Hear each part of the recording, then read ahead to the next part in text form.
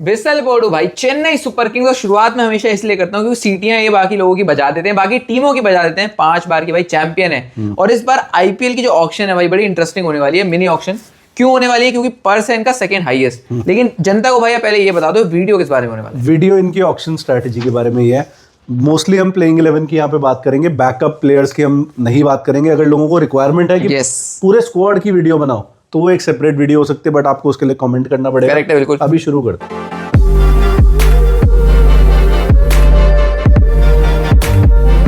CSK ने भाई dominate किया ओवर द इयर्स, लेकिन अब आई थिंक ये ट्रांजिशन से गुजर रहे हैं। करेक्ट है, बिल्कुल। रविंद्र जडेजा को आपने जाने दिया है, संजू सैमसन हालांकि आ गए, लेकिन सैम करन गया, रचिन रविंद्रा गया, डेविन कॉनवे गया। करेक्ट। तो कायदे से तो आपको एक नई टीम ही बनानी पड़ रही है। बिल्कुल। बट जो 11 है ना, उसमें 11 में 8 प्लेयर हैं, आई थिंक 8 या 9 प्लेयर हैं जो फिक्स है। यस। 12 में बेसिकली अगर आप बात करो, इनका टॉप 5 आई थिंक सेट है भाई। सेट है, दूसरी टीम को वेट करने वाला है। क्यों करने वाला है? क्योंकि संजू सैमसन के आने से ओपनिंग की इनकी समस्या, कीपिंग की इनकी समस्या धोनी के बाद भाई सॉल्व हो गई है। तो ओपनिंग पे भाई इनका बता देते हैं क्या होने वाला है। संजू सैमसन और आयुष मात्रे, आप ओपनिंग को देखते हो? हाँ, क्योंकि गायकवाड पिछले सीजन में 3 खेल रहा था और आयुष मात्रे ने बहुत बेहतरीन परफॉर्मेंस दी। और कैप्टनसी अनाउंस कर दी है ना उन्होंने। हाँ, कैप्टनसी तो ऋतुराज गायकवाड़ भाई कप्तान होने वाले हैं इस टीम के। ये चीज मुझे अच्छी लगी, कंटिन्यूटी के साथ गए हैं।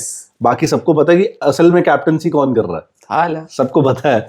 4 पे भाई क्या लग रहा है? देखो, दुबे या ब्रेविस। मैं तो शायद ब्रेविस को दे दूंगा। मैं भी ब्रेविस को ही दूंगा, क्योंकि ब्रेविस ने परफॉर्मेंस पिछली बार ऐसी दी कि उन्होंने परमानेंटली साइन कर लिया अपने साथ। सही। लेकिन हाँ, ये नहीं है कि जहां आपको लगे कि लेफ्टी राइटी की जरूरत है तब आप जरूर शिवम दुबे को एज अ फ्लोटर की तरह भी इस्तेमाल कर सकते हो। तो 4 और 5 मेरे को लगता है इंटरचेंजेबल होगी। लेकिन फिलहाल स्टार्ट करूंगा मैं ब्रेविस से भाई। ठीक है, तो 4 और 5 में ब्रेविस और दुबे इंटरचेंजेबली आ गए।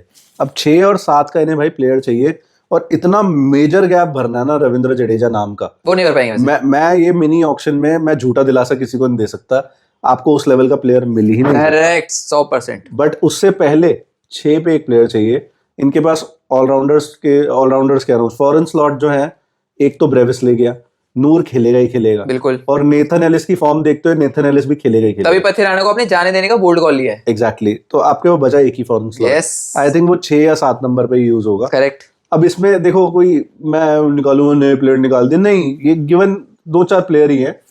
ग्लेन मैक्सवेल है, बट ऑफ लेट हमने क्या देखा है कि भाई पेसर्स को ज्यादा हेल्प कर रही है चेपॉक की जो कंडीशंस है। एक वन ऑफ द रीजंस ऐसा सुनने में आया है कि जडेजा को इसलिए जाने दिया क्योंकि बॉलिंग कम कर रहे थे जडेजा, चेपॉक की जब बात आ रही थी। तो Maxwell, Andre Russell, yes, Livingstone, yes. अब इसमें मैं तो भाई, अगर मैं सीएसके की मैनेजमेंट होता तो मैं नंबर 1 प्रायोरिटी ड्रे रस को बनाता। करना ही पड़ेगा, क्योंकि आपको एलिस और खलील का अगर साथ देना है तो आपको एक थोड़ा सीजन वाला कि हाँ जिसने बॉलिंग करी है। और रसल बाय द वे जब शबाब पे होते हैं तो डेथ में ही बॉलिंग डाल देते हैं, कई बार तो हमने नई बॉल से भी बॉलिंग डालते हुए देखा है। और उनके बाद ये पॉइंट टू प्रूफ वाला हिसाब हुआ भाई। लेकिन मैं अब अगेन थोड़ा ज्यादा ऑनेस्ट हूँ या क्या हूँ मुझे समझ नहीं आ रहा। रसल के घुटनों को चूस लिया केकेआर ने। मतलब कितनी जान है उन घुटनों में, आई डोंट नो भाई। मतलब क्या एग्जांपल दिया वैसे, ये तो बात है बढ़िया। 36-37 के वो हो गए हैं, फिटनेस इशू रहता है, इस वजह से ही बोल रहा हूँ कि 1 साल मैक्सिमम 2 साल की अगली साइकिल तक का आपका काम चला सकते हैं। हाँ, मगर अगर उतना कर दें अच्छे तरीके से तो भाई बहुत है। रसल अपने साथ बस एक चीज लेकर आते हैं, वो है इंजरी। हाँ, 14 के 14 मैच मैं भाई उन्हें नहीं देखता बॉलिंग डालते हुए। तो आपको शायद मैं एक एग्जांपल बैकअप प्लेयर का ऐसा नाम बताने वाला हूँ, अभी हमें याद आया, ऑफ कैमरा हम बात भी कर रहे थे, जिमी नीशन।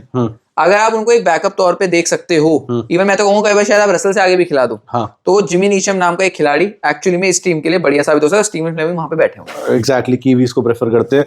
तो ड्रे रस फिर भी भाई आपको फिनिशिंग एबिलिटी तगड़ी, और भाई सपना है लोगों का ड्रे रस और धोनी को कैसे फिनिश करते हुए देखना, और बॉलिंग भी ठीक ठाक दे देते हैं, एक्सपीरियंस साल का एक्सपीरियंस लेके आते हैं।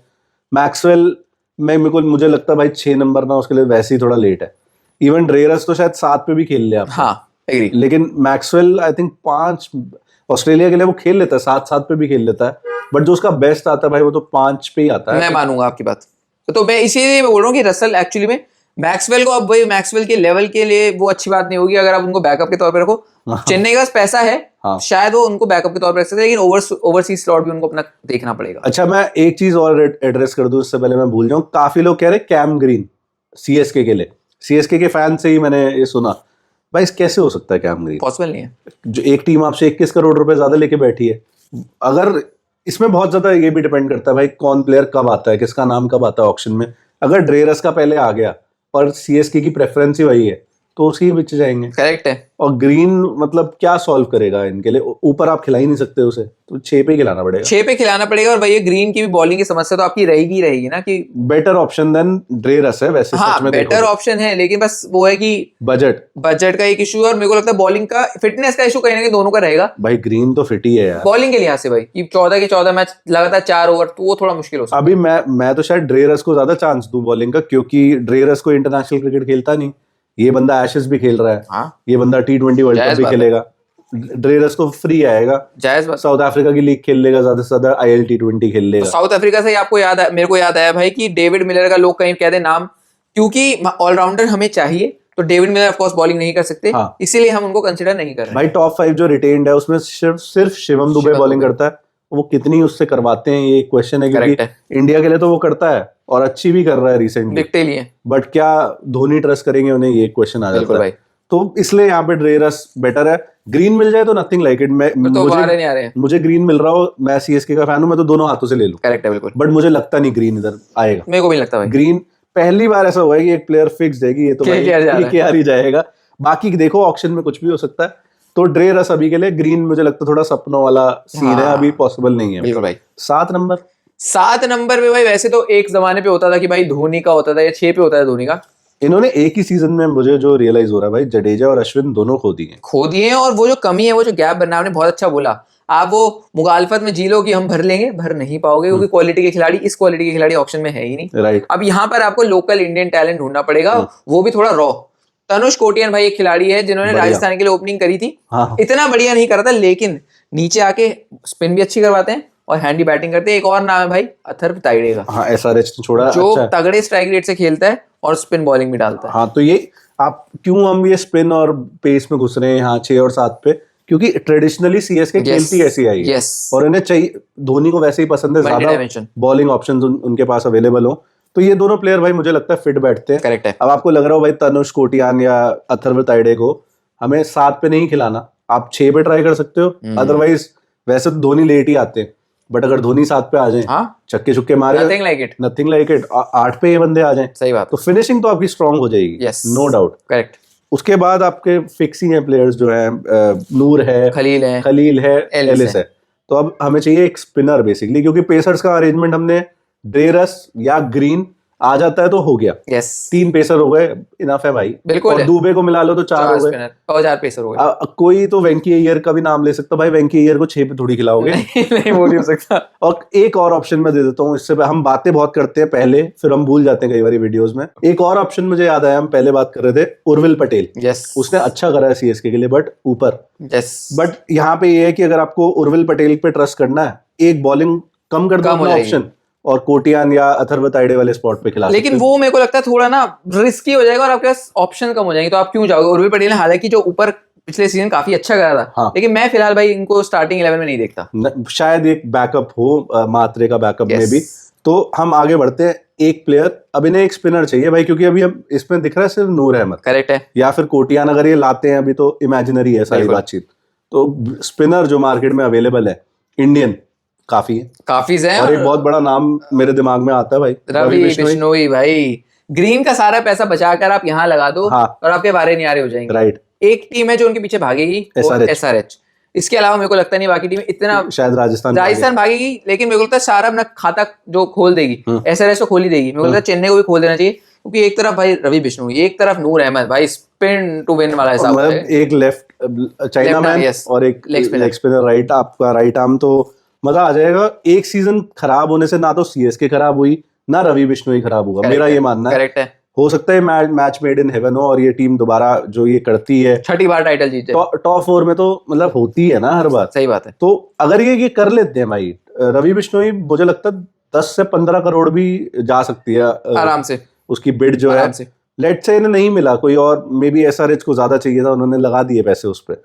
फिर क्या ऑप्शन? राहुल चाहर एक ऑप्शन। राहुल चाहर एक बढ़िया ऑप्शन है। अगर आपको थोड़ा कम पैसों में चाहिए, कर्ण शर्मा आपके लिए एक ऑप्शन हो सकता है। कर्ण शर्मा क्यों नहीं भाई, जो नीचे आकर बैटिंग भी थोड़ी बहुत कर लेते हैं। मिचेल स्टार्क जैसे को छक्के मारे उसने, वो भी रिसेंटली पिछले साल।